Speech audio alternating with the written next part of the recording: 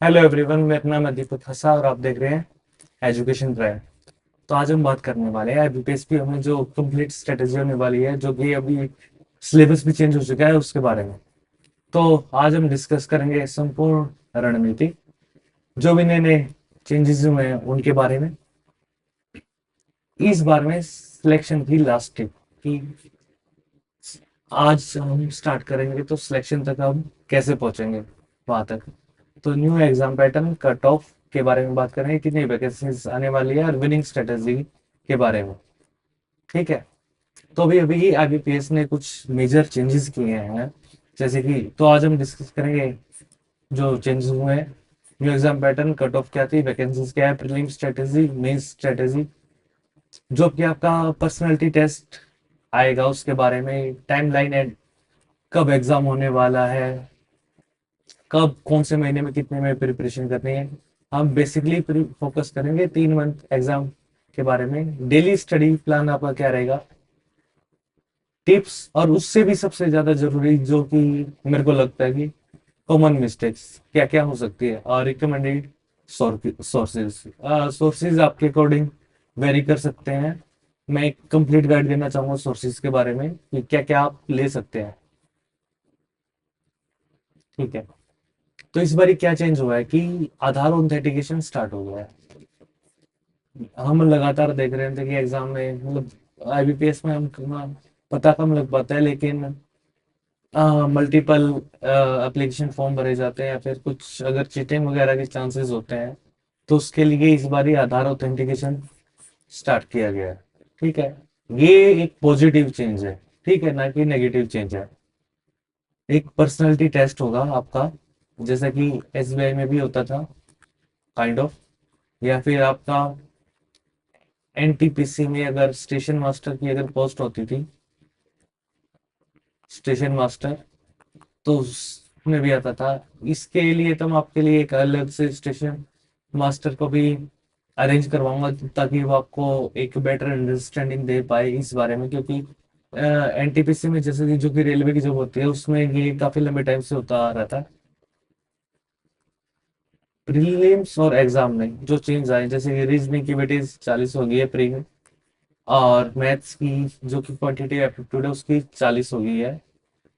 उसके अलावा सिलेबस में किन किन टॉपिक पर अब हमें ज्यादा फोकस करना है, किन टॉपिक्स पे हम स्लाइटली डिक्रीज कर सकते हैं अपना फोकस स्लाइटली।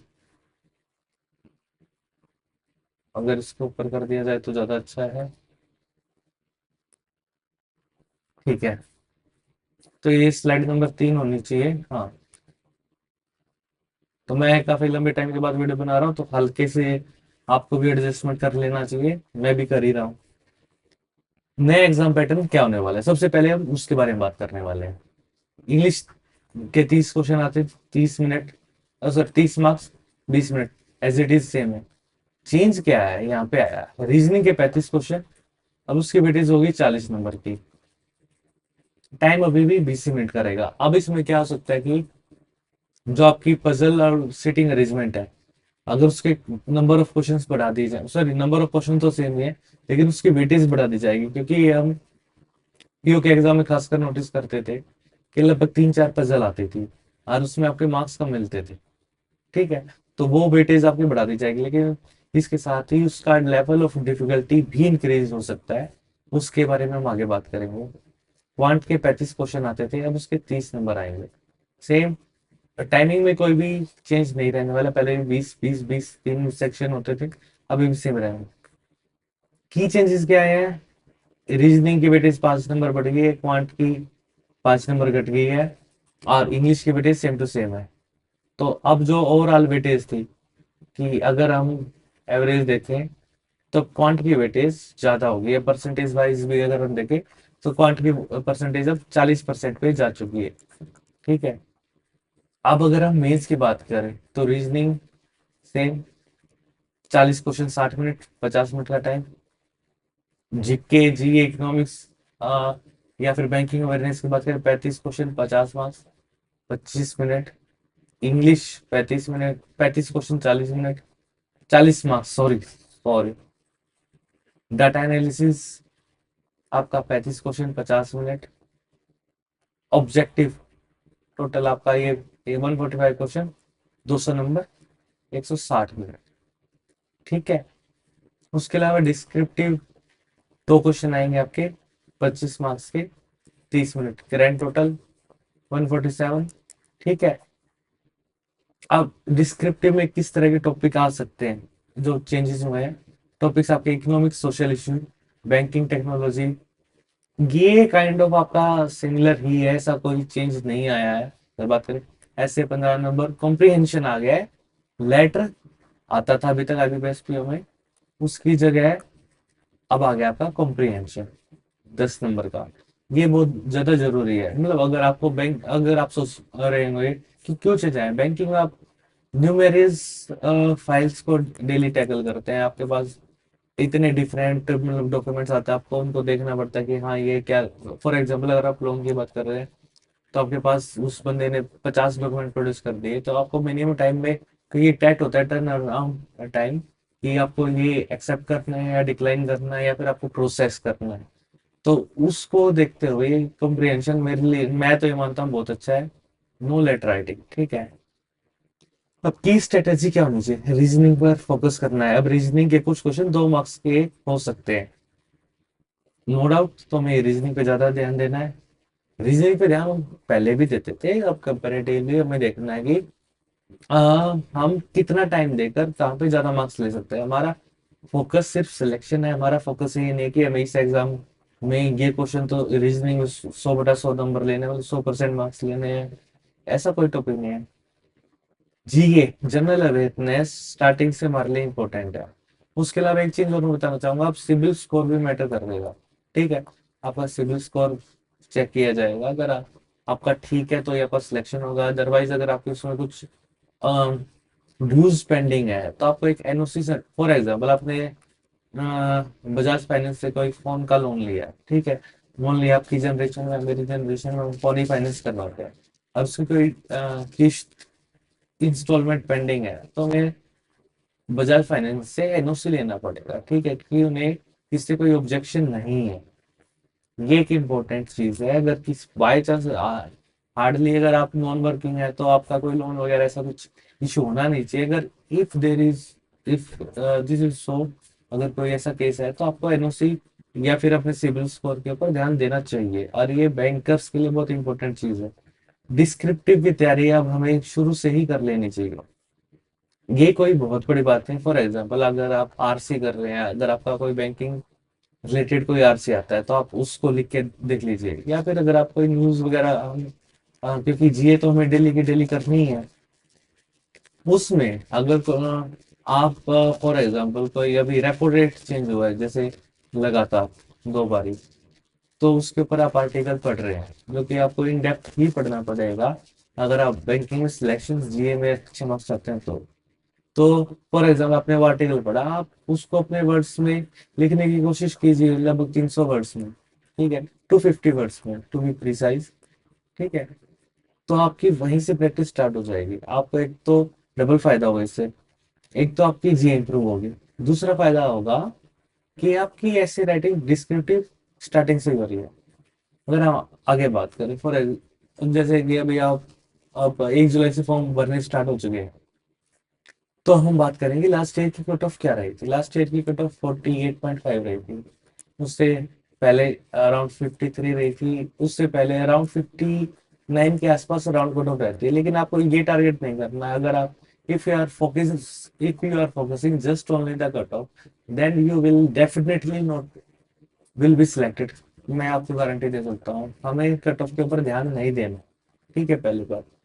हमें उससे बहुत ज्यादा, अगर 59 पे, अगर मैं कह रहा हूँ कि अगर जैसे कि जब भी एग्जाम में चेंजेस आते हैं तो फॉर श्योर उस साल एग्जाम इजी आता है, मैं आपको गारंटी के साथ कह सकता हूँ। तो मेरे हिसाब से कट ऑफ इंक्रीज होने वाली है, क्योंकि अगर पैटर्न चेंज हुआ है तो आईबीपीएस चाहेगा कि स्टूडेंट्स एक नई चीज को अडॉप्ट कर रहे हैं, उनके लिए भी वो नई चीज है, तो वो स्लाइटली इजी एग्जाम देंगे, मतलब ज्यादा नहीं। तो मैं चाहूंगा कि अगर आप प्री दे रहे हो तो आप 65 प्लस के लिए फोकस करें। अगर आप मॉक्स की बात करें तो आपका मेंस का टारगेट 65 प्लस का रहना चाहिए आईबीपीएस पीओ के लिए। जो इस बार इंग्लिश की कट ऑफ रही थी वो 30 में से 10 नंबर की, क्वांट की 35 में से 7, जो कि इस बार 30 में से रहने वाली है, और रीजनिंग की है। लेकिन ये सेक्शनल कट ऑफ है, सेक्शनल कट ऑफ का कोई ज्यादा मैटर नहीं करता है, खासकर प्री एग्जाम में। फॉर एग्जाम्पल अगर 48 पे कट ऑफ गई है, आपके क्वांट में 7 मार्क्स आ गए, यानी कि अगर ये 49 मान लें, तो आपको भी 42 मार्क्स लेने दो सेक्शन में, इंग्लिश में और रीजनिंग में। आप कैसे ले लोगे? 21 है, 21। अगर मैं गारंटी ले सकता हूँ, अगर आप मैथ में अच्छा स्कोर नहीं कर रहे तो आपका रीजनिंग में भी कोई खास अच्छा स्कोर नहीं आने वाला। स्पेशल केसेस को अगर हम छोड़ दें, जो कि एक या दो या तीन या चार होने वाले हैं, उनको छोड़कर ऐसा कुछ नहीं होगा। उसके अलावा इंग्लिश में सबसे ज्यादा परसेंटेज चाहिए थे, इसलिए इंग्लिश को इग्नोर बिल्कुल ना करें। इंग्लिश के बारे में टॉपिक वाइज मैं आपको आगे बताने वाला हूँ इसी वीडियो में, लेकिन इंग्लिश सबसे इजी है। मेरे को मुश्किल लगती थी, मैं आपको बता रहा हूँ, मेरे लिए इतनी भी ज्यादा मुश्किल नहीं थी, ठीक ठाक स्कोर था मेरा। ठीक है। सेक्शनल की बात करें तो इंग्लिश की अगर 33% पे गई, इसकी 20, इसका कोई ज्यादा मैटर नहीं करता है। अगर मेंस की बात करें, आउट ऑफ 2 to 5 66.5 की कट ऑफ गई थी। डिस्क्रिप्टिव की 10 की, डिस्क्रिप्टिव में आप आराम से 15+, आराम से कह रहा हूँ। अगर आप ठीक ठाक, अगर आप एवरेज है, मैं ठीक ठाक भी नहीं कर रहा, अगर आप एवरेज है, मेरे को जहाँ तक याद है मेरे 18.75 या 25 ऐसा कुछ स्कोर था मेरा। लेकिन 15+ तो आप आराम से स्कोर कर सकते हैं अगर आप उस चीज को प्रॉपर फॉर्मेट में लिखें तो। उसके अलावा अगर आप सिर्फ ये कट ऑफ देखेंगे तो उसमें सिलेक्शन नहीं होने वाला है। मैं कहता हूँ आपके मेंस को आप 100 मार्क्स पे आउट ऑफ 2 to 5 टारगेट करें। IBPS की अगर बात की जाए तो इसमें अगर आपके 15 नंबर भी आ गए तो आपके 115 नंबर होते हैं। ठीक है। अगर उसके बाद अगर आपके इंटरव्यू का स्कोर जो आपका रहता है, बाई चांस फॉर एग्जाम्पल अगर आपका स्कोर इंटरव्यू में 60 to 70 भी रहता है ना, तो आप ये कह सकते हैं हाँ आई विल बी सिलेक्टेड। अगर आप कट ऑफ को देखोगे तो आप सिर्फ ये कहोगे कि अपने रिश्तेदारों में, दोस्तों में, कि मैंने IBPS पे इंटरव्यू दिया, अगेन आई एम गारंटिंग, अगर आप इस स्कोर पे ना आपका सिलेक्शन नहीं होगा। इवन आपके 90 मार्क्स भी आ जाए इंटरव्यू में, जो कि बहुत रेयर आते हैं। मेरी वाइफ के भी 91 था, जो कि आपको भी इंटरव्यू में हेल्प करेगी शायद। अगर हाँ, यहाँ पे आपका सेक्शन मेंस में आपका सेक्शनल स्कोर मैटर करता है, क्योंकि there are various number of students जिनका फॉर एग्जांपल रीजनिंग और मैथ की वजह से, या फिर इंग्लिश और GA की वजह से, वो ये कट ऑफ तो क्लियर कर देते हैं, लेकिन उनकी सेक्शनल कट ऑफ क्लियर नहीं होती है। ठीक है। तो GA की अगर कट ऑफ दो रही है तो उसके कुछ तो कारण रहे होंगे कि एक वो कहते भी ना कि कुछ तो मजबूरियां रही होंगी, वरना यूं ही कोई बेवफा नहीं होता। तो ये कुछ तो पेपर आया होगा कि GA की स्टडी हमें इन डेप्थ करनी पड़ेगी। वो सिंगल लाइनर ऐसे क्वेश्चन नहीं पूछने वाले, वो इन डेप्थ पूछेंगे कि फॉर एग्जाम्पल अगर अब सुरक्षा बीमा योजना में 20 रुपए में आपका 2 लाख का इंश्योरेंस है फॉर एग्जाम्पल, तो वो इंश्योरेंस कौन सी कंपनी देती है? LIC देती है, बजाज इंडिया देती है, किस तरह? इतनी डेप्थ में जाके क्वेश्चन पूछे जाते हैं। इंग्लिश की कट ऑफ 7.75, मतलब पेपर ठीक ही था। DI की 2.25, मतलब कुछ तो रहा होगा इस साल। रीजनिंग की 5.75, ठीक है। GA एंड DA में कट ऑफ बहुत कम है, लेकिन ये सेक्शन ओवरऑल स्कोर बूस्ट करने के लिए परफेक्ट है। अगर आपका दिन ठीक रहा, आपने पढ़ा अच्छे से है, तो GA में आप अच्छे स्कोर कर सकते हैं। मैं ऐसे में कहता हूँ, आप अगर मैं इस सेक्शन में, इसमें और इसमें अगर आप मिसलिनियस पे फोकस करें ना, तो आपके 40 मार्क्स आराम से। 40 के ऊपर आती है पजल, सिटिंग अरेंजमेंट, DI, और फिर GK, और फिर रीडिंग कॉम्प्रिहेंशन। उसके अलावा बाकी सारी चीजें तो 40 नंबर तो हलवा है, जो मैं मान के चलता हूँ मेंस में। उसके अलावा जो 60 नंबर है वो आपको अर्न करना है। ठीक है।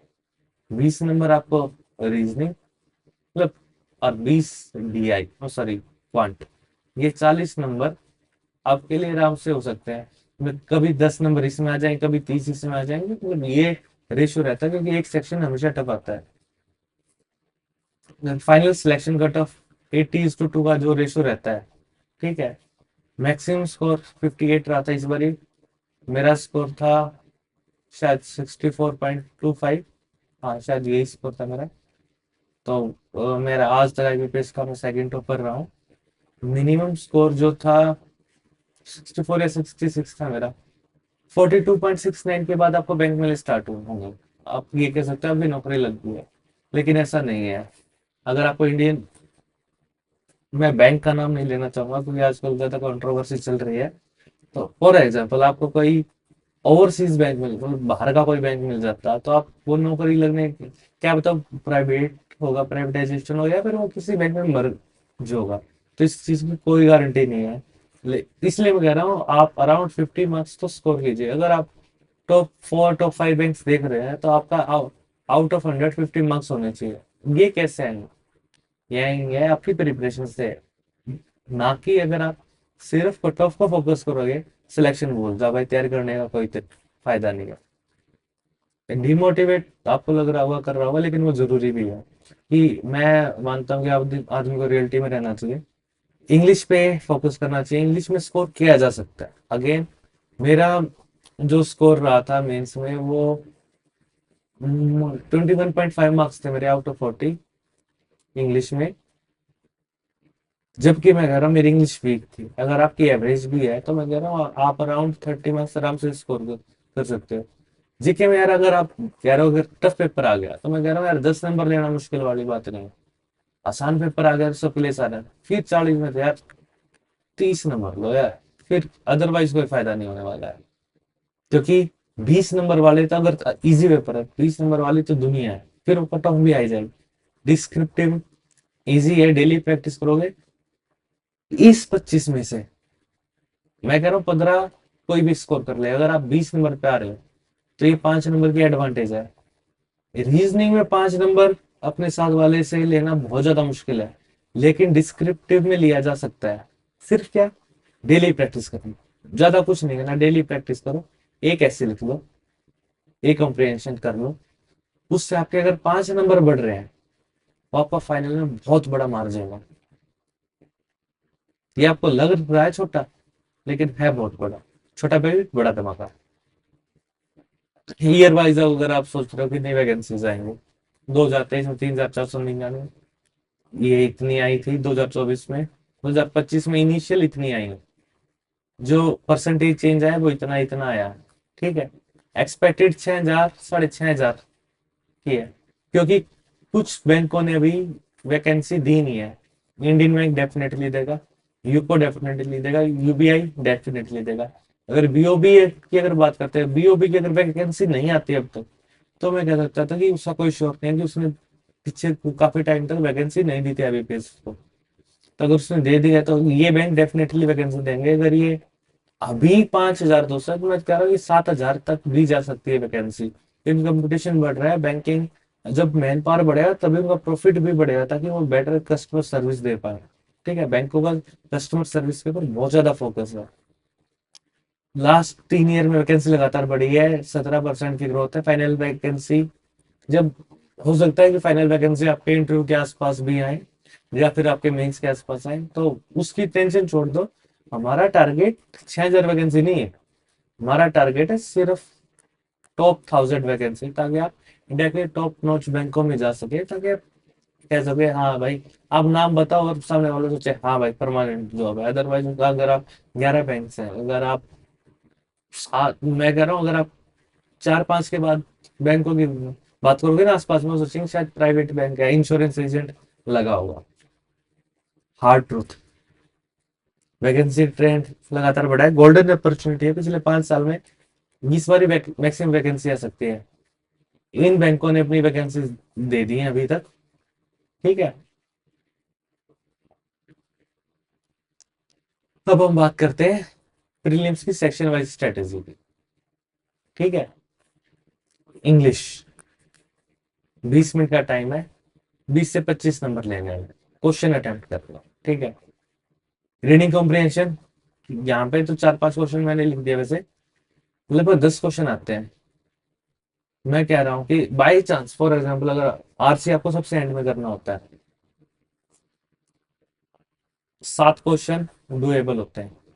5 नंबर तो आपके फिक्स है। ठीक, कोई नहीं रोक सकता। अगर आपके पास टाइम नहीं बचा, अगर आप सिर्फ क्वेश्चन पढ़ोगे ना, तो मैं कहता हूँ, मैंने प्रिपरेशन छोड़े इतना टाइम हो गया, मैं 4 नंबर आज आरसी में ले लूंगा बिना आरसी पढ़े। तो आप क्यों नहीं कर सकते? आप तो मेरे से काफी अच्छे एरर डिटेक्शन, ठीक है, एरर डिटेक्शन के लिए मैंने लास्ट में एक बुक में शायद मेंशन की है, बाई चांस अगर वहां पे ना आए तो मिरर टू कॉमन एरर। मेरी राइटिंग बहुत ज्यादा खराब है, sorry. Mirror to common error ये बुक का नाम है। वहां से अगर आप ग्रामर की प्रैक्टिस करोगे और क्वेश्चन सोल्व करोगे, मैं कह रहा हूँ 100% मार्क्स आएंगे। मतलब 5-6 क्वेश्चन है, 5-6 नंबर आएंगे। लेकिन यहाँ पे अगर हम 4 नंबर मान दें, यहाँ पे 7 नंबर मान, क्लोज टेस्ट 5 क्वेश्चन है। क्लोज टेस्ट को करने का मैं आपको तरीका बताता हूँ, कहीं पे भी नहीं मिलेगा आपको। ये आपका क्लोज टेस्ट है, ठीक है। बिना क्वेश्चन पढ़े, बिना ब्लैंक देखे, आपको सिर्फ पढ़ना है वो। आपको जो ब्लैंक है, आपको सिर्फ उसको अवॉइड करना है भाई, भूल जाओ। क्योंकि जब आप पूरा वो पैरा, इसमें 1-2 मिनट ज्यादा लगती है, लेकिन इससे एक्यूरेसी बहुत ज्यादा होती है।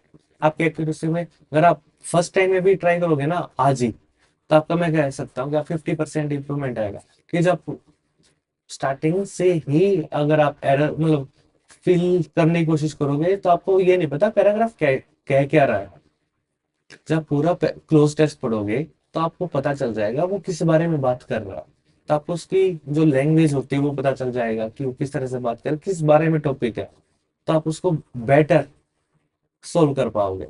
तो इसमें से मैं कह रहा हूँ, आप मिनिमम 3 नंबर सोल्व स्कोर करोगे। वोकेबलरी 5 से 6 क्वेश्चन। अगर मेरा सेक्शन नहीं है, ये आप लोगों का ही सेक्शन है, इसमें आप 2 नंबर स्कोर कर लोगे। क्योंकि मैंने स्टार्टिंग में बहुत अच्छी थी, लेकिन विद टाइम जब मैंने मैथ्स रीजनिंग पे ध्यान दिया, तो मैं vocab पे ध्यान नहीं दे पाया। Again my bad.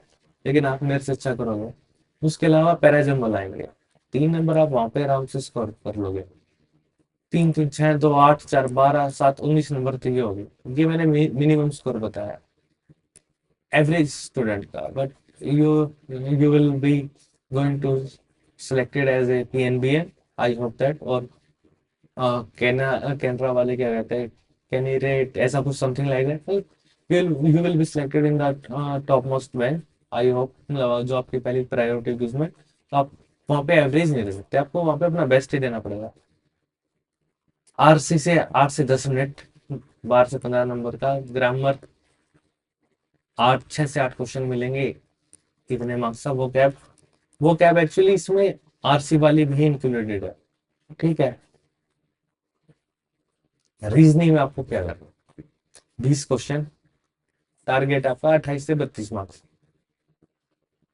पजल के ऊपर, सबके ऊपर हम बाद में बात करूँ, ब्लड रिलेशन के ऊपर भी बाद में बात करूँ। डायरेक्शन एंड डिस्टेंस इजी, 2 से 3 नंबर, 3 नंबर का आएगा, फिक्स है, इसमें गलती नहीं है। ब्लड रिलेशन आप सबसे लास्ट में अटेम्प्ट करेंगे, इवन आफ्टर, हाँ, मिसलिनियस के बाद आप सिर्फ ब्लड रिलेशन एक बार पढ़ के देख लीजिए। अगर इजी है तो सोल्व कीजिए, अदरवाइज अगर वो हल्का सा भी ट्रिकी है, छोड़ दीजिए। आप पजल्स के बाद सोल्व करेंगे, सिलोक्स आप सोल्व करेंगे, 5 नंबर आपके आने चाहिए। अगर आप सिलेक्शन की बात करते हैं, तो उसमें कोई आपके वो नहीं है कि आपको कोई छूट नहीं दी जाएगी। ब्लड रिलेशन अगर इजी है तो 3 नंबर आपके आने चाहिए, अदरवाइज जीरो आएंगे आपके उसमें, आप पढ़ोगे नहीं। पजल एंड सीटिंग अरेंजमेंट, यहाँ पे 8 से 10 क्वेश्चन है। मतलब 15 नंबर तो मिनिमम आने चाहिए यार। अगर 15 नंबर वहां पे नहीं आ रहे हैं, तो अगर प्री के पेपर में 15 नंबर अगर आपके पजल सेटिंग अरेंजमेंट में नहीं आ रहा, भाई तैयारी छोड़ दे, एमटीएस का फॉर्म भर लेना। हार्श ट्रूथ, लेकिन यही सच्चाई है। क्योंकि अगर आप प्री में नहीं स्कोर कर पा रहे, तो मेंस में तो कर ही क्या पाओगे भाई तुम लोग। सबसे पहले हमें क्वेश्चन पढ़ने हैं, जो इजी क्वेश्चन होगा भाई।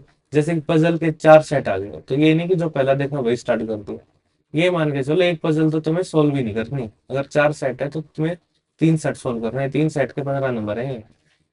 हो सकता है उसमें 2 नंबर वाले भी हो, या फिर 1.5 1.5 नंबर में डिवाइड कर रखा है, तो ये 18 से 20 नंबर हो गए। मैक्सिमम 8 मिनट यहाँ पे लिखा हुआ है कि अगर आप 3 पजल सोल्व करोगे 24 मिनट हो गए। ये 8 मिनट उसके लिए है जब आप अपना सारा पेपर सोल्व कर चुके हो। अदरवाइज पजल में मेरे हिसाब से 3 मिनट प्री की पजल में सफिशियंट है, मैक्सिमम 5 मिनट्स। 2 मार्क्स के क्वेश्चन पर फोकस करें। कि इसलिए बाई चांस 2 मार्क्स की पजल आ रही है और वो 10 नंबर की है, 5 क्वेश्चन है अगर उसमें, अगर तुमने उसमें 8 मिनट भी दे दी ना, कोई दिक्कत नहीं। बाकी 12 मिनट में तुम्हें 15 नंबर हो गए, भाई अपन खुश है। ठीक है, क्वांट्स में 25 से 28 क्वेश्चन हमें अटेम्प्ट करने हैं। ठीक है, अर्थमेटिक के 15 से 18 क्वेश्चन शायद आए इस बार, शायद ना आए। मेरे हिसाब से इस बार 5 क्वेश्चन भी आ सकते हो। ठीक है, डीआई के अगर बात की जाए, डीआई के ऊपर आपको 3 डीआई आराम से मिल जाएंगे।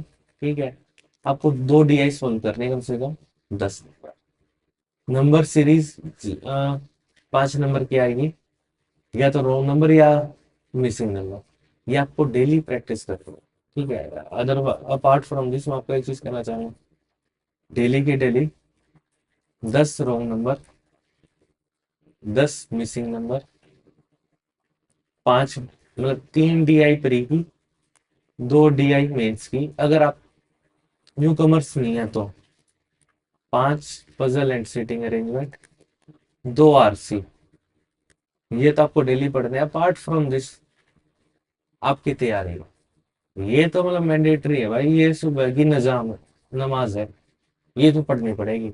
ये सुबह की प्रेयर है, ये आप दे तू तुषार हार धवला, ये सरस्वती वंदना है। इसके अलावा आप कुछ भी करो, वो तो करना ही है, ये तो मैंडेटरी है। अप्रोक्सीमेशन के अलावा 5 क्वेश्चन अगर आएंगे तो मैथ्स में 30 नंबर, 30 क्वेश्चन अटेम्प्ट करने हैं। रीजनिंग में 30 क्वेश्चन अटेम्प्ट करने हैं। एक डीआई मैंने छोड़ दी, और छोड़ो 28 क्वेश्चन कर लो भाई।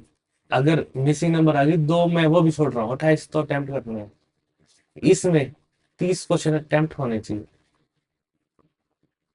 अप्रोक्सीमेशन एक बार ही मेहनत है।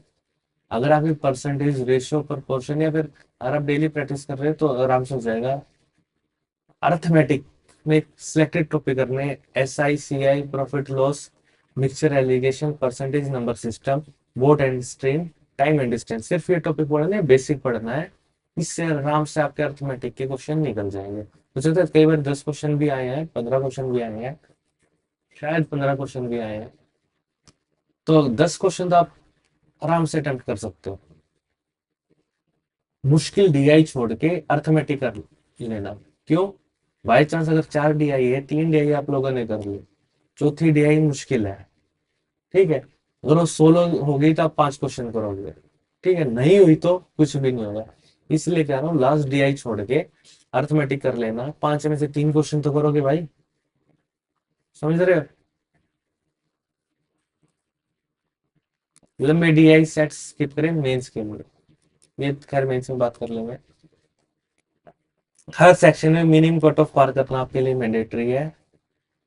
बैंक में हमेशा कहते हैं एक्यूरेसी पे ध्यान दो। मेरे को अभी अभी मेरे रिसेंटली एक सीनियर ने बोला था, मैं बहुत फास्ट काम करता था, कि भाई बैंक में स्पीड मैटर नहीं करती, बैंक में मैटर करती है एक्यूरेसी। क्योंकि अगर आपने ये गलती कर दी, आपने 5,000 की जगह 50,000 रुपये दे दिए, लेकिन आपने जल्दी दे दिए, उसका फायदा नहीं, उसका आपको भी नुकसान उठाना है। ठीक है, तो एक्यूरेसी के ऊपर ज्यादा ध्यान दीजिए रादर देन स्पीड। स्पीड अपने आप डेवलप होगी जब आपका प्रैक्टिस होगी। टाइम मैनेजमेंट, टाइम मैनेजमेंट का मतलब है कि मिसलेनियस सेक्शन पहले, उसके बाद आपकी पजल और DI, depending upon the section, और आरसी। इस तरह से आपको अपने एग्जाम के ऊपर फोकस करना है। नेक्स्ट स्लाइड की अगर बात करें तो मेंस में आप कैसे तैयारी करेंगे। ठीक है, reasoning and current affair, puzzle 12 से 15, कंप्यूटर 8 से 10 क्वेश्चन अगर आएंगे तो, नहीं तो कई बार 2-3 क्वेश्चन आते, कई बार आते भी नहीं। लॉजिकल सिलोक्स ब्लड रिलेशन। रीजनिंग की बात तो हालांकि मैंने मेरी एक वीडियो में मैंने आपको सेक्शन वाइज बता रखा है कैसे तैयारी करनी है, स्टिल मैं आपको बता रहा हूँ। मेंस में सबसे पहले मिस मतलब आपको गो थ्रू द एग्जाम होना है। आपके 5 मिनट लगेंगे 40 30-40 क्वेश्चन देखने में, ठीक है, 5 मिनट लगे, जस्ट गो थ्रू करना है। जब आपको पजल लंबी लगी, आपको अच्छी लगी, आपको पता है कि फॉर एग्जाम्पल आपके फ्लोर बेस्ड पजल आराम से कर लेते हो, उसको मार्क कर दिया, ठीक है। आप कोई मिसलेनियस टाइप का क्वेश्चन है, या फिर ब्लड रिलेशन आया, फिर स्लोग्स आया, रिवर्स ब्लड रिलेशन आया, आप अगर आपने प्रैक्टिस किया उस क्वेश्चन को मार्क करो, तो स्टार्टिंग में करना स्टार्ट मत करो, ठीक है। आपकी 5 मिनट वेस्ट होगी, लेकिन आपका इतना टाइम बचाएगी वो, क्योंकि आप बाई चांस किसी गलत पजल में लगे, किसी गलत क्वेश्चन में लगे और लास्ट में इजी क्वेश्चन था, टाइम खराब। आप सोचोगे यार पेपर टफ था, लेकिन आपने टफ क्वेश्चन पे या अपना आधा टाइम खराब कर दिया, बाद में आप पैनिक होंगे, क्या ही कर सकते हैं उसके लिए, ठीक है। तो इसलिए मैं कहता हूँ कि सबसे पहले go through the paper section wise, specially मतलब प्री में तो हमारे पास इतना टाइम होता नहीं, 20 मिनट होते हैं, मेंस में सफिशियंट टाइम होता है आपके पास, 50 मिनट, 40 मिनट, 60 मिनट। 50 मिनट यार कम टाइम नहीं है, ठीक है, 20 नंबर लेने के लिए, 30 नंबर लेने के लिए कोई ज्यादा टाइम नहीं है, ठीक है। अब ये देखो, पर मार्क्स आप कितना टाइम दे रहे हो, आप 1 नंबर के लिए अगर आप 1.5 मिनट भी दे रहे हो, ज्यादा टाइम नहीं है, ठीक है। सबसे पहले मिसलेनियस सेक्शन करोगे आप, क्योंकि पजल्स वगैरह ऑफ कोर्स आप हो सकता है किसी पजल में फंस जाए, और मिसलेनियस सेक्शन ही आपको एस देता है। कई बार क्योंकि रीजनिंग और क्वांट में 2 नंबर की कट ऑफ का मतलब यही है कि भाई पेपर बढ़िया था, पेपर बढ़िया नहीं होता, पेपर एवरेज ही होता है। आप घर पे बैठे वो क्वेश्चन करोगे ना, आप आराम से सोल्व कर दोगे। कंप्यूटर एप्टीट्यूड आप, मैं आपको मेरे टेलीग्राम चैनल पे मेरी पहले भी एक कंप्यूटर की मैंने पीडीएफ डाल रखी है, एक बार मैं फिर से शेयर करता हूँ, जस्ट उसकी रीडिंग करनी है, कंप्यूटर के ऊपर इतना भी ज्यादा ध्यान नहीं देना है। करंट अफेयर, डिजिटल बैंकिंग आजकल बहुत ज्यादा क्रेज है, आरबीआई के सर्कुलर, तो स्टार्टिंग हमारे टाइम में हम थोड़े बहुत स्किप कर सकते थे, मेन मेन पढ़ लेते थे, जो हेडलाइट हाईलाइट होते थे। लेकिन फिलहाल बहुत ज्यादा जरूरी हो गया कि आरबीआई ने वहाँ पे पेनल्टी लगा दी, नई स्कीम लॉन्च कर दी, मास्टर कार्ड दोबारा से स्टार्ट हो गया, कि पेमेंट पेटीएम पे क्या दोबारा से स्टार्ट हो गया, क्या रिस्ट्रिक्शन, ये उस टाइम की बात करो, अभी नई नई चीजें आ रही हैं, आरबीआई के सर्कुलर आपको देखने चाहिए, अदरवाइज स्कूल में सिलेक्शन नहीं होगा, क्योंकि डेप्थ यहीं से तो पूछ जाती है। करंट अफेयर डेली ये करता है, for example Ashish Gautam sir की क्लास है, आपको पसंद नहीं है स्टडी आई देखो, आपको पसंद नहीं है क्लाउड ऑफ देखो, पसंद नहीं है हॉलीवुड देखो, depending upon your choice. Ashish sir का नाम मैंने पहले इसलिए कि मैं उनसे पढ़ा, स्पॉन्सर मतलब ऐसा नहीं कि आशीष सर से मेरी लगातार बात होती है, कभी कभार होती है।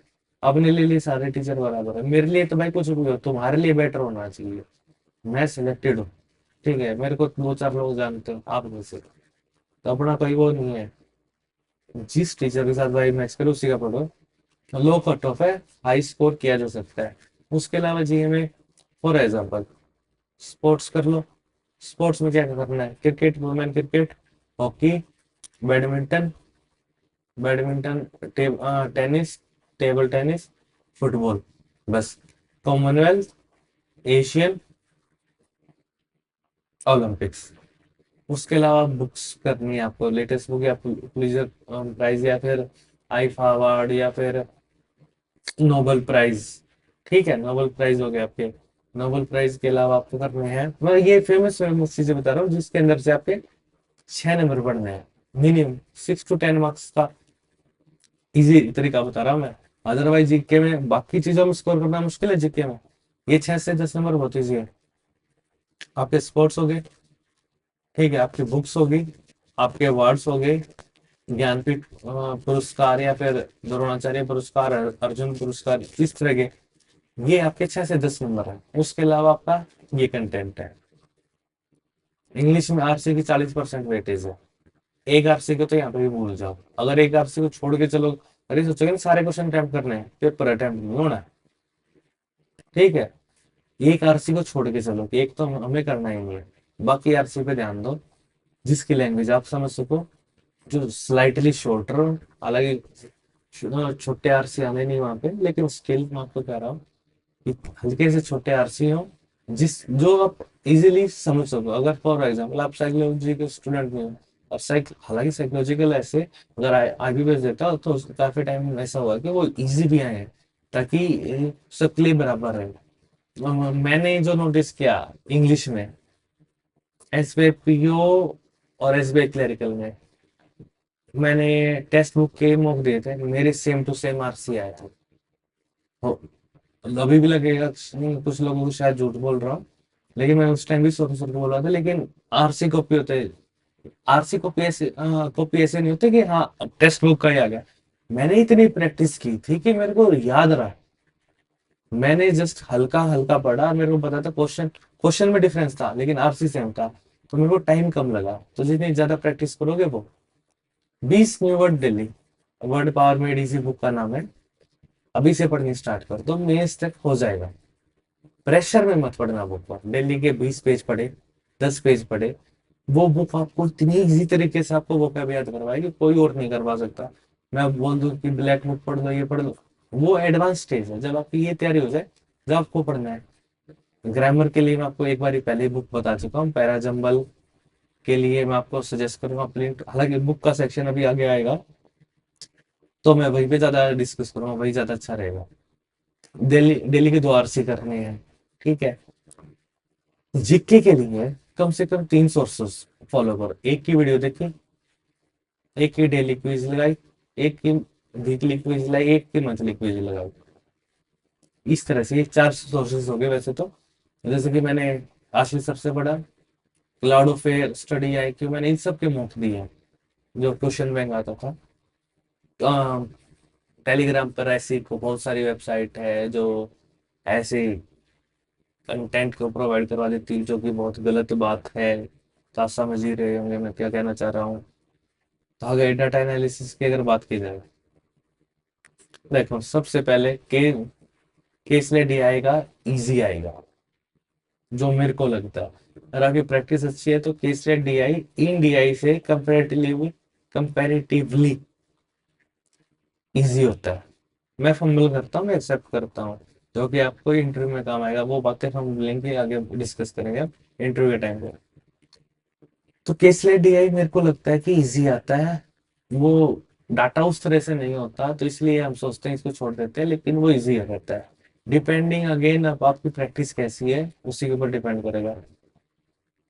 डीआई में भी, रीजनिंग में भी, और क्वांट्स में भी, मैं आपको हमेशा कहूंगा सबसे पहले मिसलेनियस क्वेश्चन करें, उसके बाद डीआई के ऊपर आए। ताकि आप एक सेक्शन कवर कर चुके हैं, आपको पता है कि फॉर एग्जाम्पल आपने वहाँ पे 5 क्वेश्चन किया, आपके 5 नंबर फिक्स है भाई वहाँ पे। और 5 भी क्यों, मैं कह रहा हूँ कि 2-2 नंबर के भी क्वेश्चन होते हैं, तो आपके मैं कह रहा हूँ 10 नंबर फिक्स है।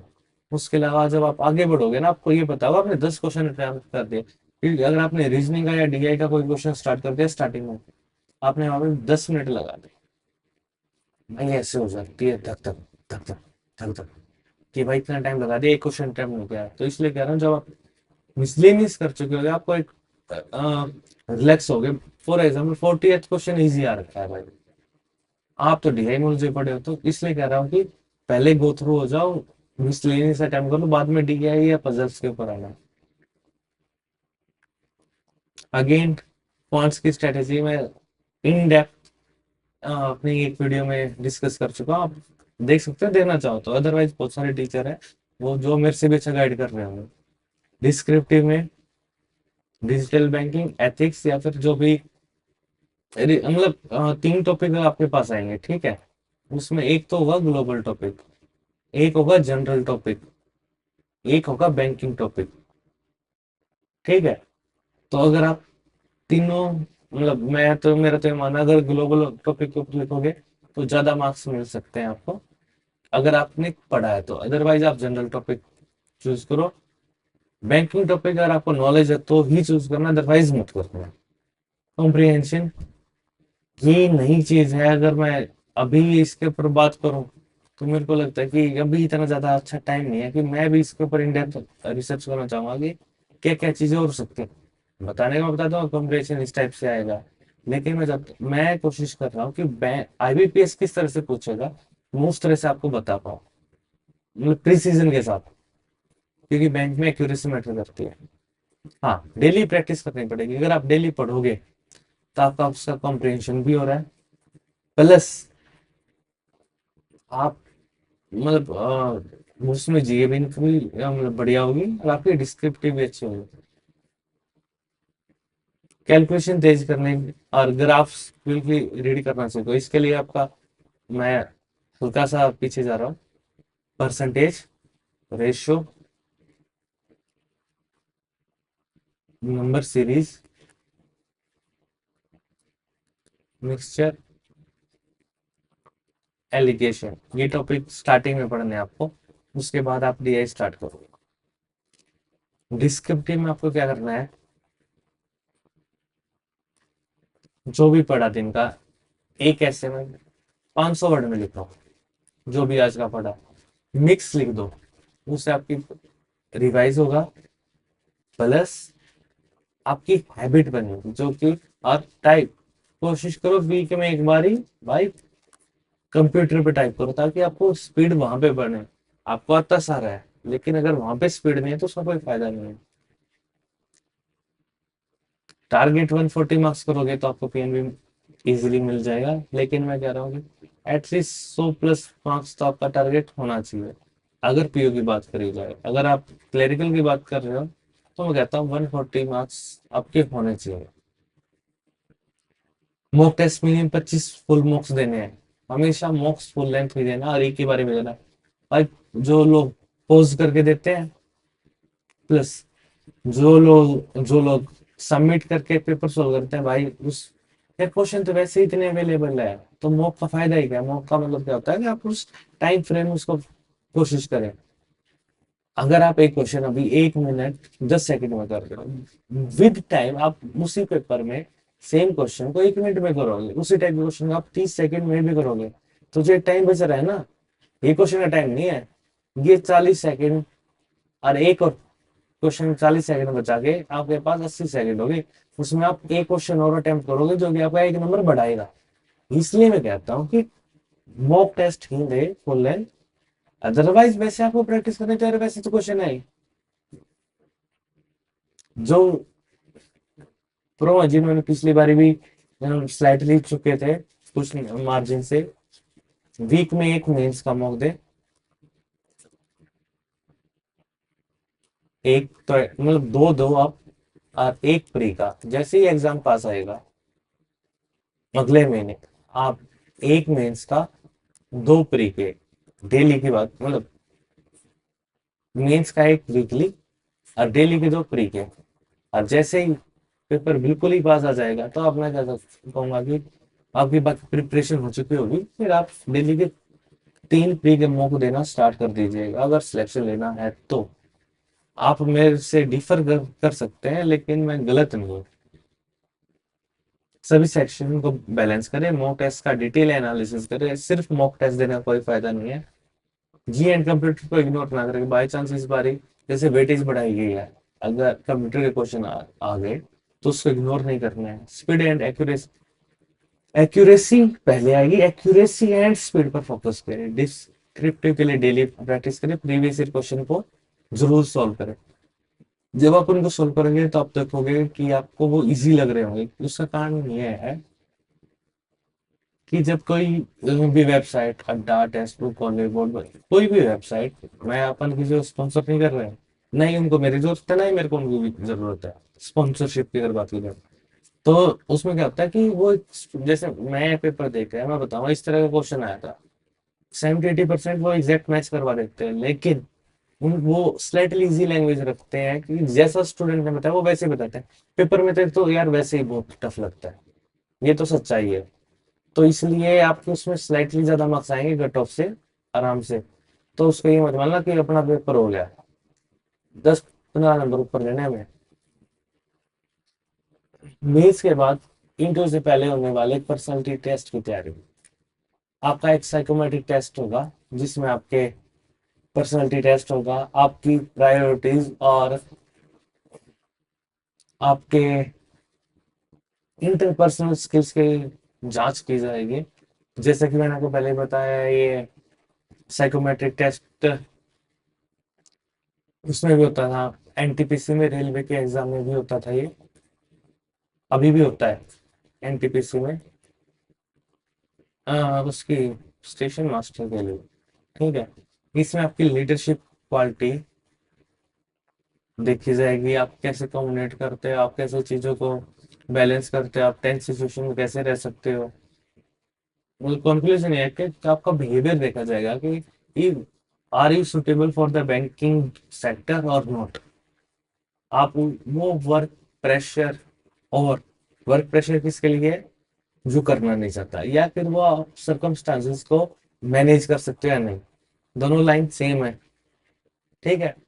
वो प्रेशर या मैनेजमेंट कर सकते हो या नहीं, वो आपकी पर्सनैलिटी को दिखाएगा। तो इसलिए ये हो रहा है क्योंकि आजकल कल्चर बहुत अच्छा हो गया है कि आजकल काफी सारे लोग, मैं इस बारे में ज्यादा वीडियो में बात नहीं कर पाऊंगा, तो इसको अवॉइड किया जाए तो ही ज्यादा अच्छा है। तैयारी कैसे करें, साइकोमेट्रिक टेस्ट भाई मेरे पे छोड़ दो, ठीक है। मतलब इस बारे में अभी कुछ नहीं कहना चाहूंगा क्योंकि ये चीज बात की है। जब तक आप वहां पे अच्छा स्कोर नहीं करोगे, यहाँ पे आप भाई टॉप आ जाओ, लेकिन वहां पे स्कोर नहीं, इसका कोई फायदा नहीं, क्योंकि ये सिर्फ क्वालिफाइंग है, और क्वालिफाई तरह भाई जोगिंदर करवाएगा। अब देखो, जुलाई में एप्लीकेशन आ गई है, अक्टूबर में प्री है, नवंबर में मेंस है, पर्सनैलिटी टेस्ट आपका 6 महीने दो, 6+ मंथ्स, मार्च में आपका रिजल्ट आना है। तो ये तो मेरे पे छोड़ दो, इंटरव्यू पर्सनैलिटी टेस्ट वो मैं अपने आप करवाता हूँ। आपका होना चाहिए इसके ऊपर फोकस। 1 जुलाई से आपके फॉर्म भरे जा रहे हैं, 21 जुलाई लास्ट डेट है। लास्ट डेट का वेट ना करें प्लीज, अपने पहले ही फॉर्म भर दिए जाए। 3 अक्टूबर में होगा मेंस, एक्सपेक्टेड है ये, कुछ भी हो सकता है। आपका इंटरव्यू जैन फेब में हो जाएगा, रिजल्ट यहाँ पे आएगा।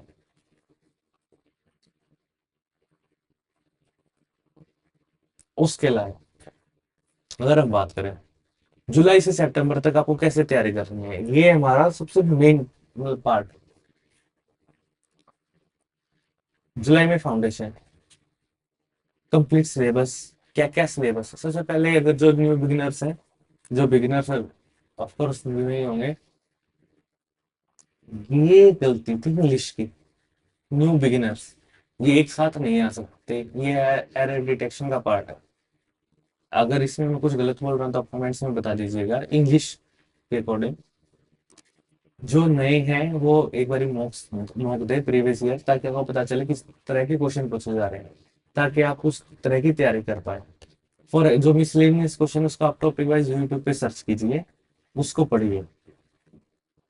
जो सिटिंग अरेंजमेंट पजल आपका डीआई है, उसके लिए आप किसी बंदे को फॉलो कर सकते हैं जो आगे बात करें। कॉम्प्रिहेंसिव सिलेबस एनालिसिस जुलाई में, आपको अपने टॉपिक वाइज टेस्ट देने हैं, जिसमें आप वीक हो उसको आप किसी टीचर के रेफरेंस से या पर्टिकुलर टॉपिक को रिवाइज कीजिए, और बेसिक से ही स्टार्ट करना है पहले 2 हफ्ते में। भाई पहाड़ पे पहले दिन नहीं चढ़ना। पहले दिन अगर आपने टाइम टेबल बना लिया 20 घंटों का, तो वो 20 घंटे, पहले दिन तो आप 16 घंटे पढ़ लोगे, बाकी के 4 घंटे आप अगले 4 महीनों में ही पढ़ोगे। तो अनरियलिस्टिक टारगेट मत बनाना। Practice, topic wise practice, daily current affair अभी से स्टार्ट करते हैं। Basic speed building, speed building तभी होगी जब एक्यूरेसी, जब लगातार आप किसी चीज में, फॉर एग्जाम्पल एक बच्चा जब पैदल चलना सीखता है तो वैसे कभी यहाँ कभी वहाँ, मैं पैदल चलना इसलिए कह रहा हूँ कि मेरी बच्ची ने अभी दौड़ना स्टार्ट किया, हालांकि दौड़ तो काफी टाइम से रही, लेकिन वो स्टार्टिंग में एक कदम लेती, फिर दो, फिर पकड़ती, फिर गिरती, ठीक है। अब वो भाग रही है, क्यों? उसने अपनी एक्यूरेसी बनाई, एक्यूरेसी आ गई, तब उसमें स्पीड आ गई। ये हर चीज का वो है, चाहे आप कोई रिलेशनशिप लगा लो, चाहे पढ़ाई लगा लो, चाहे लाइफ लगा लो, पहले बेसिक स्ट्रॉन्ग करो, फिर स्पीड अपने आप आ जाएगी। अभी स्टार्टिंग में आप section wise mini test attempt कीजिएगा अभी। अगर जो आप बिगिनर है तो वो इस तरह से, मतलब अ, एकदम से फुल लेंथ मत देना, एक बारी तो देना, उसके बाद लगातार मत देना।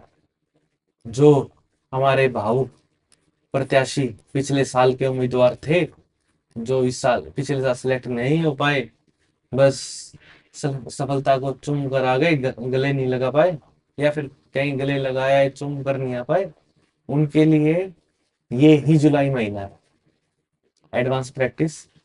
अभी 1 महीना मेंस की प्रैक्टिस साथ में करनी है आप लोगों को जुलाई में, जो ऑलरेडी पिछली बार मेंस दे चुके हैं, ठीक है। क्योंकि आपका न सिलेक्ट होने का कारण वही है। Advance practice, sectional test daily, speed improvement. जब आप यहाँ पे बेसिक कवर कर चुके हो तो ऑफ कोर्स यहाँ पे आपको स्पीड में इम्प्रूवमेंट लाना है। अगेन मैं कह रहा हूँ कि एक पिछली एक वीडियो में मैं बता चुका हूँ कि बिगिनर्स को और सेक्शन वाइज में बता चुका हूँ कि आपको या फिर प्रो लेवल को कैसे तैयारी करनी है सेक्शन वाइज। आप वो देख सकते हैं। डिस्क्रिप्टिव राइटिंग अगले महीने से स्टार्ट करना, अभी मत करना। मॉक टेस्ट, 2 मॉक तो पर वीक देने ही है बेसिक वालों को। जो अपने पिछले साल जिन्होंने मेंस दिया है, भाई तुम मेंस के एक मॉक तो डेली आपको अभी से देना है,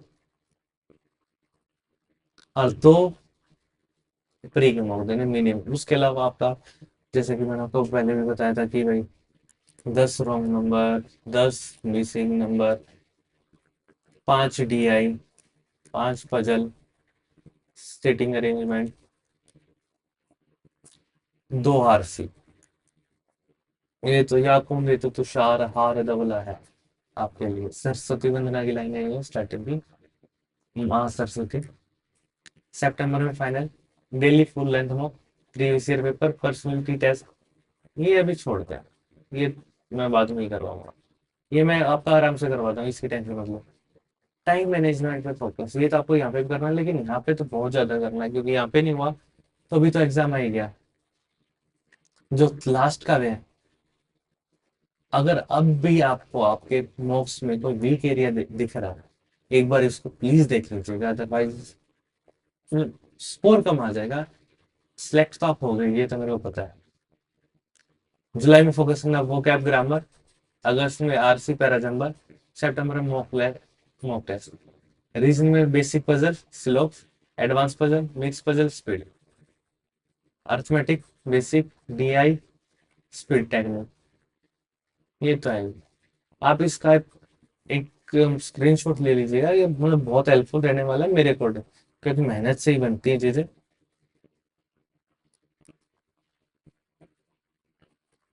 फोकस टिप, पहले फाउंडेशन, हर वीक का गोल सेट करके चले। मतलब आप अपने अकॉर्डिंग ये चीजें चेंज कर सकते हैं, ये फ्लेक्सिबल है, ये फिक्स नहीं है। क्योंकि ये मैंने सजेस्ट किया मेरे अकॉर्डिंग, अगर मैं आपकी जगह होता तो, क्योंकि आपकी पोजीशन आपको ही पता है, तो आप ये फ्लेक्सिबल अपने हिसाब से चेक करें।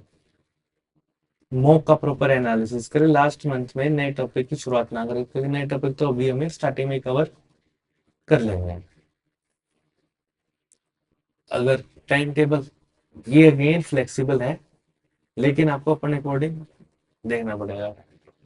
मॉर्निंग में quant, previous year mock, previous demo, दोपहर रीजनिंग करंट अफेयर, शाम इंग्लिश बैंकिंग अवेयरनेस, रात रिवीजन डिस्क्रिप्टिव राइटिंग। अदरवाइज कुछ लोगों की दिक्कत होगी कि एक दिन में 4 सब्जेक्ट नहीं होंगे, तो एक दिन में सिर्फ 2 सब्जेक्ट लेकर चले, ठीक है, लेकिन रिवीजन पर ध्यान पक्का दो। बेशक रीजनिंग का एग्जाम में परसेंटेज ज्यादा हो गया है, लेकिन मैथ्स में आपको ज्यादा पढ़ना पड़ेगा, तभी आप अच्छा स्कोर कर पाएंगे, ठीक है। क्योंकि DI में टाइम लगता है, स्टार्टिंग में काफी टाइम लगेगा, हालांकि पजल में भी लगना है। उसके बाद टाइम आपको यहाँ पे देना है। मतलब आप ये अगर आप देख कर नहीं समझ पा रहे हो कि आपको किसको कितना आइडियल टाइम देना है, 2, 3.5, 4, 5, 6, 7, ये सिर्फ 8 घंटे का है। मैं ही माने चलता हूँ 12 घंटे आराम से पढ़ सकते हो। पढ़ लो बेशक 6 घंटे, लेकिन कंसिस्टेंसी फॉलो होनी चाहिए। हर 50 मिनट पढ़ाई के बाद 10 मिनट का ब्रेक बहुत ज्यादा जरूरी है। मैंने पहले भी बोला है कि या तो हर 30 मिनट के बाद 5 मिनट का ब्रेक लो, लेकिन ये ज्यादा वो नहीं लगता, क्योंकि एक्सटेंडेड आवर्स में आपको पढ़ाई करनी है, तो 50 मिनट के बाद 10 मिनट का ब्रेक दें, माइंड फ्रेश हो जाएगा। अदरवाइज उसके ऊपर लगे है ना। मैंने एक कहानी पहले भी बताई शायद, कि एक 2 लकड़ आ रहे थे, एक तो लगातार कुल्हाड़ी से काटे जा रहा था, काटे जा रहा था, एक काटता फिर उसको फूकता, रेस्ट करता, कुल्हाड़ी को पेन नहीं करता, फिर काटता। जो कुल्हाड़ी को पेन नहीं करता ना, वो जीवन में लकड़ी काटने में हमेशा सक्सेसफुल होता है, और काटने में।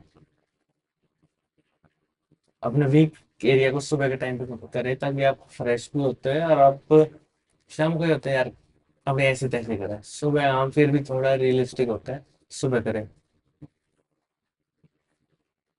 मॉक टेस्ट को अपने एक्चुअल टाइम पे दें, मतलब फॉर एग्जाम्पल 10 से 11, 12 से 3 से 4, तो ये टाइमिंग में जरूर टेस्ट देने हैं, ताकि फाइनल तक आपका उस, जब आप पेपर दोगे ना आप उसी जोन में हो गए। हाँ, मॉक देने आपको फाइनल एग्जाम की तरह, फाइनल एग्जाम देना आपको मॉक की तरह। शॉर्ट टिप्स दे रहा हूँ कि आप बहुत ज्यादा मैच्योर हो चुके हैं।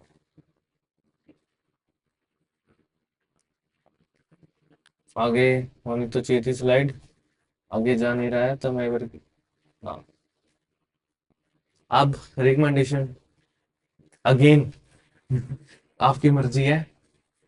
क्वांटिटेटिव देखो, जो मिसली क्वांटिटेटिव का जो मिसलेनियस सेक्शन है यूट्यूब पे, जो स्टार्ट कर रहे हैं topic for example missing number, YouTube पे डालो, 100 क्वेश्चन आएंगे, सोल्व करो। रो नंबर 100 क्वेश्चन आएंगे, सोल्व करो। आपको बेसिक ट्रिक्स पता चल जाएंगे। अर्थमेटिक गगन प्रताप सर, मैं इसलिए रिकमेंड कर रहा हूँ कि वो बहुत इन डेप्थ पढ़ाएंगे, या फिर राकेश यादव सर के क्लास नोट्स आप पढ़ लेना। अगर आप एडवांस पढ़ रहे हो तो अगेन अभिनय प्रताप सर, अभिनय सर, अभिनय मैथ्स के नाम से मेरा यूट्यूब चैनल है, या फिर गगन प्रताप, या मतलब जो आप मैथ्स के अर्थमेटिक या एडवांस लेवल की बात कर रहे हैं तो आप एसएससी वाले टीचर पे मैं इसलिए कर रहा हूँ क्योंकि वो इन डेप्थ पढ़ाएंगे। अगर आपने, हम मैं मुझे कहता हूँ कि hope for the best prepare for the worst, तो वही सिनेरियो है कि hope for the best paper आसानी है, लेकिन ये लोग आपको इन डेप्थ इतना करवा देंगे, आपको चीजें हलवा लगने लगेंगी। हम सोचते हैं कि अर्थमेटिक की क्या जरूरत है, 5 नंबर 10 नंबर हम छोड़ देंगे, लेकिन जब डीआई में क्वेश्चन आएंगे ना वो इसी बेस से आएंगे, इसलिए मैं कह रहा हूँ वो करना बहुत ज्यादा जरूरी है। खासकर मेन्स में, प्री में तो आप निकाल लो किसी ना किसी तरह। डाटा इंटरप्रिटेशन अड्डा की बुक है, आप उसको देख सकते हैं, या फिर आपको, ये मैं मॉक लिखना चाह रहा था कि भाई स्पेलिंग मिस्टेक हो जाती है भाई, तो मॉक से आपका डीआई बनेगा। और अड्डा की बुक है, या फिर आप किसी भी टीचर को देखें, तो उसको मतलब इस तरह से फॉलो नहीं करना, उसकी वीडियो देखते रहना, देखते रहना, देखते रहना। भैया 2:3 का रेशो तो आपको बना के रखना है। 2 घंटे अगर आप वीडियो देख रहे हो तो आपको 3 घंटे सेल्फ स्टडी करनी है। और ये स्टार्टिंग में होता है, उसके बाद तो अब मैं ये कहता हूँ 1:4 का रेशो होना चाहिए। अगर आपने 1 घंटा वीडियो देखी तो आपको 4 घंटे सेल्फ स्टडी करनी चाहिए। रीजनिंग के लिए रैंकर्स का बैच है 100 सर का, एनालिटिकल रीजनिंग। लॉजिकल रीजनिंग के लिए मैं सजेस्ट कर रहा हूँ, अदरवाइज 100 सर की वीडियो है। मैं इसलिए यहाँ पे 100 सर का नाम लिख रहा, आप बोलोगे कि हर जगह मेरा नाम लिख रहे हैं। वर्बल, वर्बल के लिए अड्डा की जो सोर्सेज आप फॉलो कर सकते हैं, puzzle and sitting arrangement, 100 sir, Abdul Lamba sir, more than sufficient आपके लिए। अगेन मैं आपको चॉइस दे रहा हूँ, ठीक है। आपकी ट्यूनिंग जिसके साथ बैठे, इनके अलावा इनके साथ नहीं बैठे भाई, इनको मत पढ़ देखो। भगवान नहीं है, ना ही मैं, ना ही ये, कोई भी। जिसके साथ आपका सिलेक्शन हो सके, जिसके साथ आपकी एफिशिएंसी ज्यादा बने, जिसके आपको समझ में आए, उसको देखो। मैंने जस्ट एक सजेशन दिया। इंग्लिश के लिए ये एक बुक है जो इंग्लिश में अच्छे है, जो इंग्लिश में मेरे जैसे प्रिंट टू पैरामाउंट की बुक आती है हिंदी में, इंग्लिश की बुक है हिंदी में ग्रामर के लिए बहुत बढ़िया है। नीतू मैम या निमिषा बंसु मैम की 120 रूल्स ऑफ ग्रामर आप देख सकते हो। Word power made easy normal language की बुक है वो कैप के लिए। ऑब्जेक्टिव ले, जैसे कि फॉर एग्जांपल आपको आरसी की प्रैक्टिस करनी है, तो एसपी बख्शी की बुक बहुत बढ़िया, हालांकि इसकी ग्रामर के लिए भी बुक बहुत अच्छी है, लेकिन वो इन डेप्थ इतनी ज्यादा है कि आपके पास, आपको उतनी जरूरत है नहीं। आप निमिषा बंसल मैम के अगर वीडियो देखोगे 120 रूल्स के, और क्या नाम बताया मैंने बुक का, mirror to common error, mirror to common error ऐसा ही नाम है बुक का।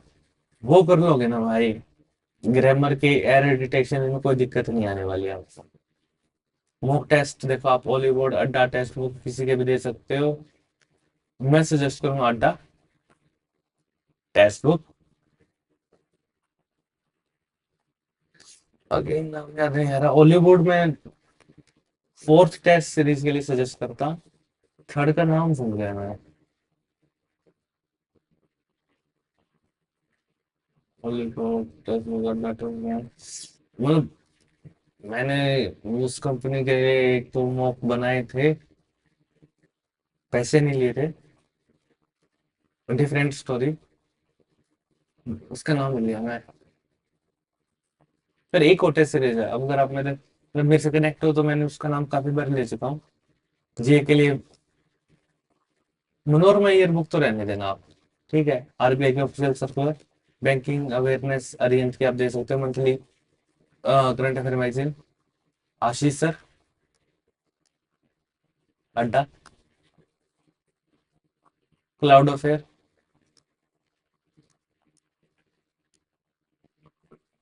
Study I Q. लगता है मेरे को मुझे राइटिंग पे काम करना पड़ेगा। कोई भी टॉपिक जिसमें दिक्कत होता है यूट्यूब पे सर्च कीजिएगा। फिर भी दिक्कत आए डीएम कीजिएगा, एजुकेशन प्राइम दीपक अपना टेलीग्राम चैनल है। फोन नंबर वहाँ पे मैक्सिमम लोगों के पास है, ज्यादा दिक्कत है तो आप फोन भी कर सकते हो, लेकिन पहले व्हाट्सएप कर लेना मेरे को। अब देखो, सक्सेस कोई एक्सीडेंट नहीं है, ये एक हार्डवेयर हार्ड वर्क है। लगातार आपको किसी काम में लगे रहेंगे तो आपको सफलता पक्का ही मिलेगी। सेक्रीफाइस चीजों का करना पड़ेगा, दोस्तों का, गर्लफ्रेंड का, बॉयफ्रेंड का, थोड़ा बहुत फैमिली का फंक्शन, फैमिली फंक्शन का पूरा ही, रिलेटिव का तो पूरा ही त्याग हमेशा के लिए कर दो। और सबसे important, love for what you are doing का रिजल्ट है। इसका क्या मतलब हुआ? अगर आपको समझ में आए तो कमेंट्स में बताना। कंसिस्टेंसी की है, स्मार्ट वर्क करना पड़ेगा, हार्ड वर्क गधे करते हैं। सिर्फ हार्ड वर्क गधे करते हैं। गिव अप नहीं करना, सिलेक्शन नहीं हुआ तो कोई दिक्कत नहीं, उन्हें जैसे करो। अगला पेपर है, 6 पेपर है सिर्फ बैंकिंग के, IBPS, SBI, RRB, PO, clerical. Believe भाई, देखो अगर ये माने चलो ना अपना सिलेक्शन हो जाएगा, हम तैयारी करेंगे तो हम कुछ भी कर सकते हैं, सिलेक्शन पक्का है। रीजनिंग पर एक्स्ट्रा फोकस करना पड़ेगा क्योंकि भाई नंबर बढ़ गए हैं। जी इग्नोर नहीं करनी है, पर्सनैलिटी टेस्ट मैं कराऊंगा, उसकी टेंशन मत लो। डेली मॉक टेस्ट जरूरी है, करंट अफेयर डेली पढ़े, बेशक मत करना, मन करे तो कर लेना। भाई आपकी सक्सेस के लिए मेरी बेस्ट विशेष है। कुछ भी दिक्कत हो तो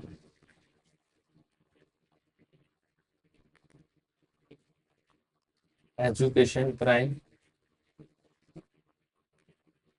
दीपक टेलीग्राम पे अपना चैनल है, उसके ऊपर आप आ, जुड़ सकते हो, कमेंट कर सकते, मतलब मैसेज कर सकते हो मेरा पर्सनली, वहाँ पे मेरा फोन नंबर भी है। तो अभी के लिए इतना ही। अच्छा लगा हो तो आप अपने दोस्तों को जरूर बता देना, नहीं लगा तो भाई कमेंट में पर्सनली बता देना, भाई तेरे में ये कमी थी, अपन सुधार करने की कोशिश करेंगे। अपना मकसद है आप लोग, क्योंकि आपकी स्टेज पे मैं था एक दिन बहुत लंबे टाइम तक, तो मैं ये चाहता हूँ कि आप आज की मेरी स्टेज पे जल्दी से जल्दी पहुंचे। धन्यवाद।